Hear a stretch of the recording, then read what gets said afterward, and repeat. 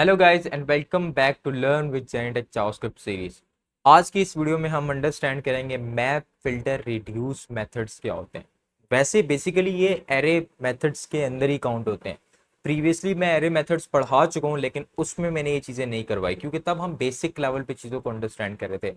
लेकिन अब हम समझेंगे मैप फिल्टर रिड्यूस मेथड्स क्या होते हैं, हम एरेज के अंदर कैसे इसको यूज कर सकते हो, इनकी फंक्शनैलिटी क्या है। जो बिगिनर लेवल पे हैं, अगेन वही बात करूंगा, जाओ प्रीवियसली प्लेलिस्ट को एक्सेस करो, मेरी सारी एक बेसिक से एडवांस लेवल तक हर एक कॉन्सेप्ट तुम्हें जावास्क्रिप्ट का आना चाहिए, मैं वो सारी अंडरस्टैंडिंग दे रहा हूँ। सो लेट्स गो, देखते हैं मैप फिल्टर रिड्यूस फंक्शन होते गए। Let's get started.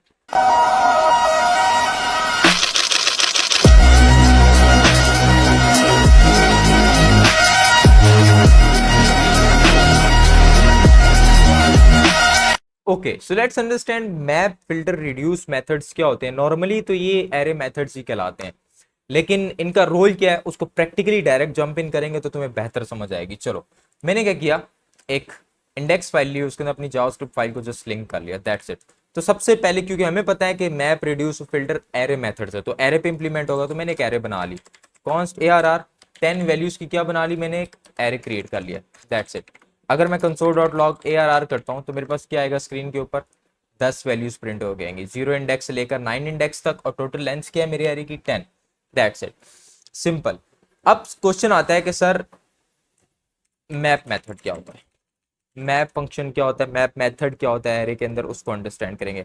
Map creates a new array with the result of calling a provided function और array element in the calling array. अब मैं थोड़ा सा इसको जनरली समझाता हूँ कि इसका मतलब क्या होता है। मैप क्या करता है, एक बनी बनाई एरे का डुप्लीकेट क्रिएट करता है। पहली पहली पहली चीज माइंड में रखो, एक बनी बनाई एरे है। अगर मैं यहाँ पे तुम्हें समझाता हूँ मैप क्या करता है, मैप को समझो, आओ मैप को समझो। मैप क्या करता है, तुम्हारे पास एक एरे है जिसमें मल्टीपल वैल्यू स्टोर्ड है, ठीक है।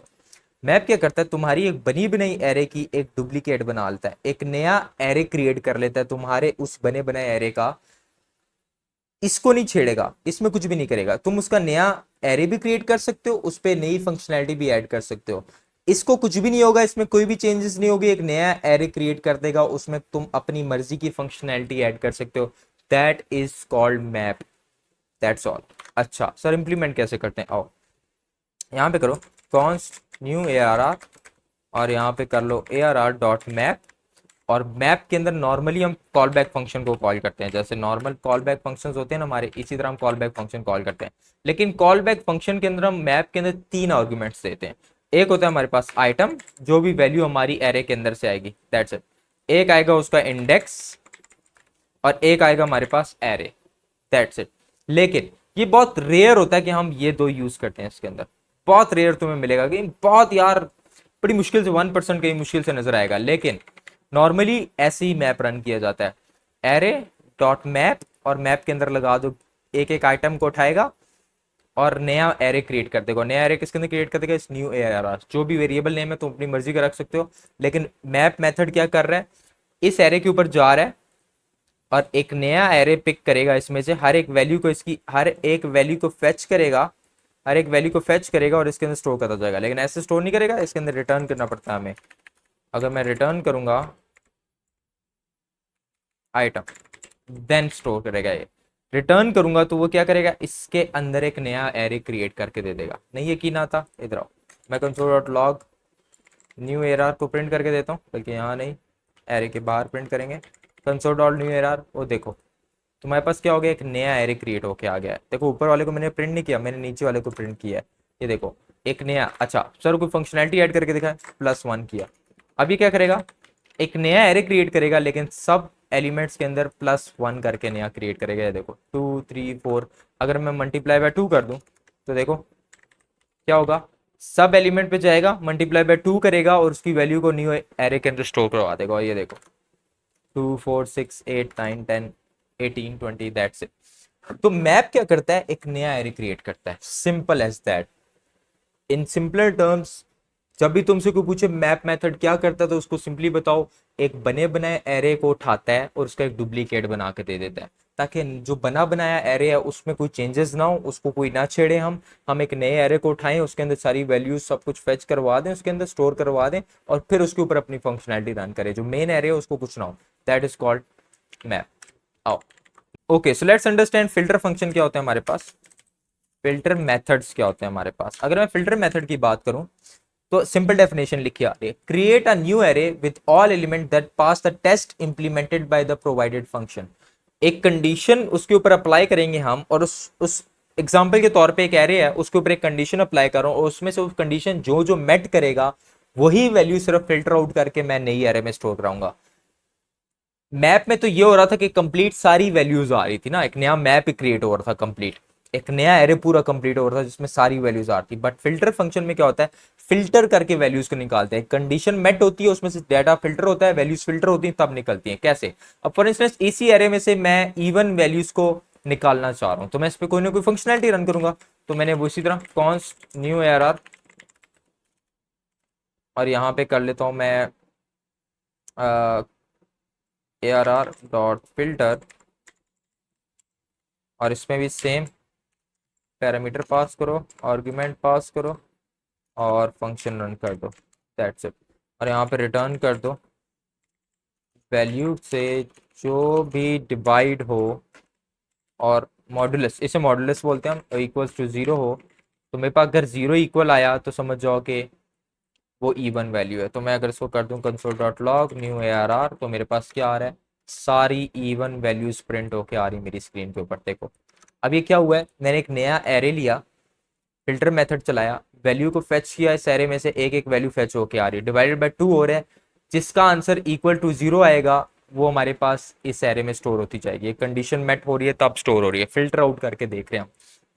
अच्छा, इसका मतलब क्या होता है, मॉडुलस। 1 डिवाइडेड बाय 2 होगा तो जीरो आंसर नहीं आएगा, तो ये स्टोर नहीं होगी। 2 डिवाइडेड बाय 2 होगा, जीरो आंसर आया, दैट्स इट। तो जिसका आंसर जीरो आता जाएगा वो चलता जाएगा हमारे पास, सिंपल। तो इसे कहते हैं मॉडुलस, इवन वैल्यूज हमारी निकल आई हैं फिल्टर आउट। तो इसे कहते हैं फिल्टर मेथड, जिसमें से हम फिल्टर आउट करके चीजों को चल रहे होते हैं। अब क्वेश्चन आता है कि सर इसकी जगह हम फॉर ईच लूप भी तो यूज कर सकते हैं, लेकिन फॉर ईच में हम रिटर्न नहीं कर सकते, नई एरे नहीं क्रिएट होगी फॉर ईच में।